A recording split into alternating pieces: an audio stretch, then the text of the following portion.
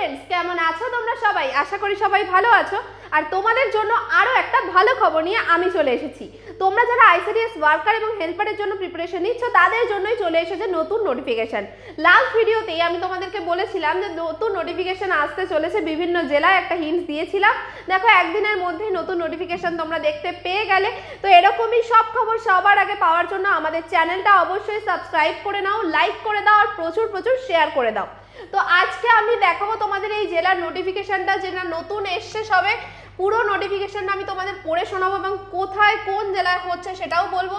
এক এক করে তোমাদের সব জেলাতেই পরীক্ষা হবে। এবং এখানে একটা টুইস্ট বলি, সবে মাত্র আমাদের মুর্শিদাবাদের রেজাল্ট প্রকাশ পেলো। এরপরে অনেকেই বলছো, যেমন কোচবিহার থেকে আমাকে কমেন্ট করেছো, বীরভূম থেকে কমেন্ট করেছো যে ম্যাম আমাদেরটা কবে হবে, রেজাল্টটা কবে পাবো।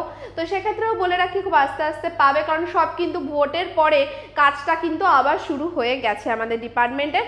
তো সেক্ষেত্রে এগুলো তোমরা আবারও পেয়ে যাবে, আবারও নোটিফিকেশন আসবে, রেজাল্ট পাবে।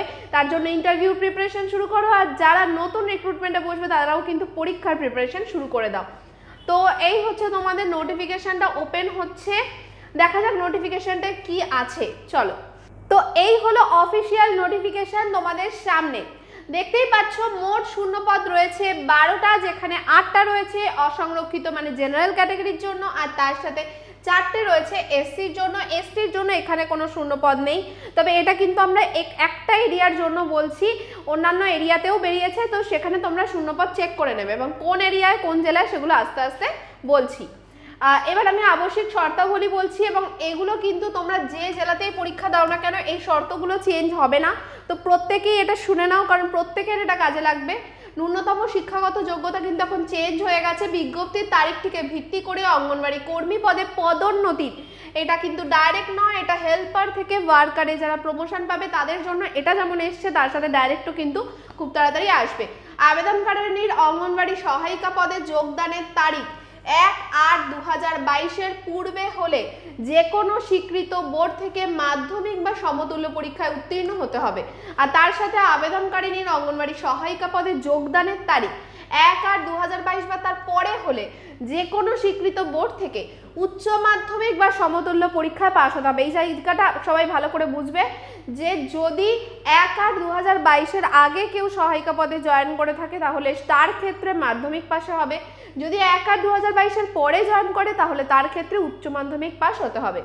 এবার আসছি উচ্চতর শিক্ষাগত যোগ্যতা প্রার্থী পদের ক্ষেত্রে কোনো অন্তরায় হবে না।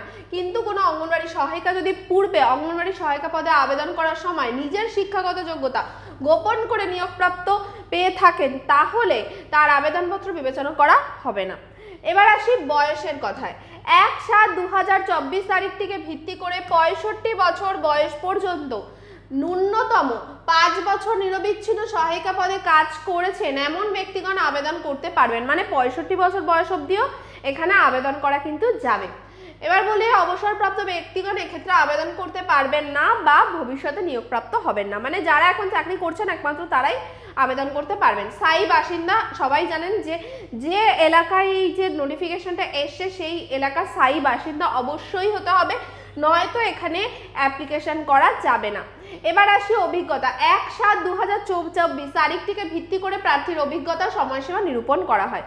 পরীক্ষা কিভাবে হবে সকল এই জায়গাটা সবাই একটুখানি নোটিস করবেন, কারণ ডাইরেক্ট রিক্রুটমেন্ট আর প্রমোশনের পরীক্ষা একটু আলাদা হয়। এই পরীক্ষার পদ্ধতিটা কি আলাদা হয় আমি বলে দিচ্ছি।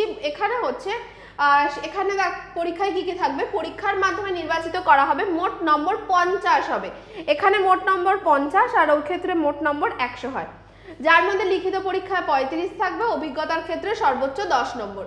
এবং 1/7/2024 তারিখের সাপেক্ষে 8 বছর বা তার ঊর্ধ্বে নিরবিচ্ছিন্নভাবে সহায়িকা পদে কাজ করলে 5 নম্বর, এবং মানে অভিজ্ঞতার ভিত্তিতে নম্বর ভাগ হবে। এবং 11 বছর বা তার ঊর্ধ্বে যদি কাজ করেন তাহলে 10 নম্বর ও মৌখিক পরীক্ষার 5 নম্বর। এই হচ্ছে আলাদা করে যে নাম্বারটা এই যে অভিজ্ঞতার জন্য দেওয়া হবে। এবার আসছি যে নিয়োগের পূর্বে যে নিম্ন স্বাক্ষরকারীর কলম থেকে প্রার্থীর কাজের অভিজ্ঞতা যাচাই করে নেওয়া হবে। যাচাই প্রক্রিয়া ব্যর্থ হলে সেই প্রার্থীকে অঙ্গনওয়াড়ি কর্মী পদে নিয়োগ করা হবে না। এবার লিখিত পরীক্ষায় কি কি থাকছে, পাটিগণিত থাকছে 10ম শ্রেণী মানের, পুষ্টি, জনস্বাস্থ্য, নারীর সামাজিক অবস্থান বিষয়ক প্রশ্ন থাকছে 10 নম্বরের, ইংরেজি ভাষা থাকছে 10 নম্বরে, সাধারণ জ্ঞান থাকছে 5 নম্বরে। এই যে 4টে সাবজেক্ট, এই 4টে সাবজেক্ট যারা ডাইরেক্টলি রিক্রুটমেন্টে অংশগ্রহণ করবে, পরীক্ষা দেবে, তাদেরও কাজে লাগবে, আবার যারা প্রমোশনে দেবে তাদেরও কাজে লাগবে। যারা ডাইরেক্ট দেবে তাদের একটা জিনিস এক্সট্রা লাগবে, সেটা কি? রচনা। তো সেটা ছাড়া বাকি এখানে সবই সেম রয়েছে, শুধু নম্বরটা একটু কম রয়েছে। আর একটা বিষয় বলে রাখি, এগুলোর জন্য প্রত্যেকটা সাবজেক্টের উপর আমাদের প্রচুর ভিডিওস করা রয়েছে প্লেলিস্ট থেকে। তোমরা আমাদের ইউটিউব চ্যানেলটায় যাও, উপরে দেখবে সব আলাদা আলাদা করে ভিডিওস লেখা, লাইভ লেখা, ওখানে প্লেলিস্ট বলে লেখা।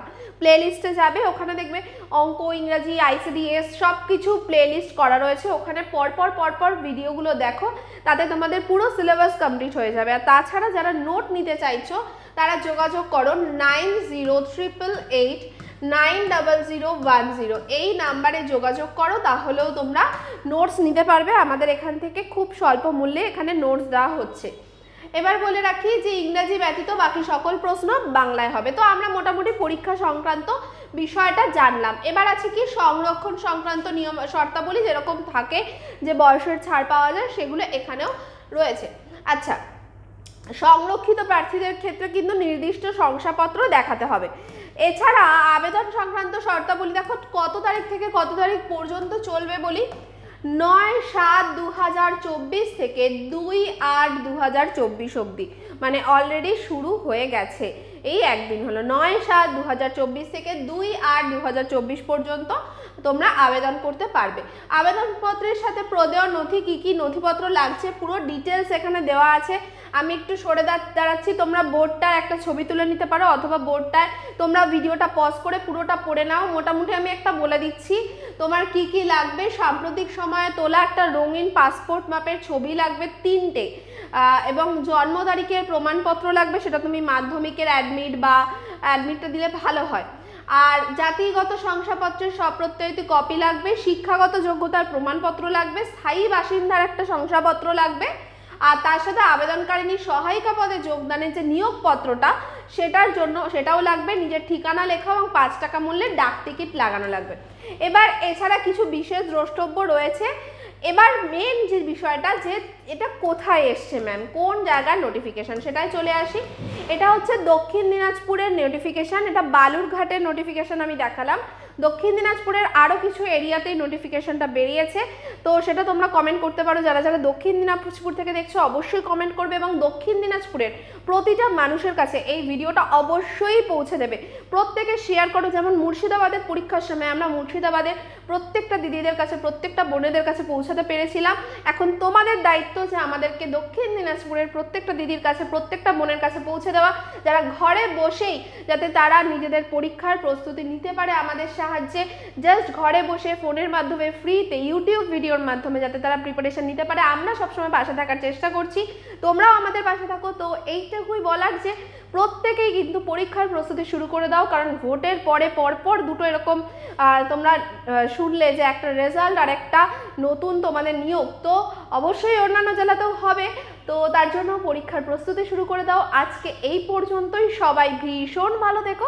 Thank you.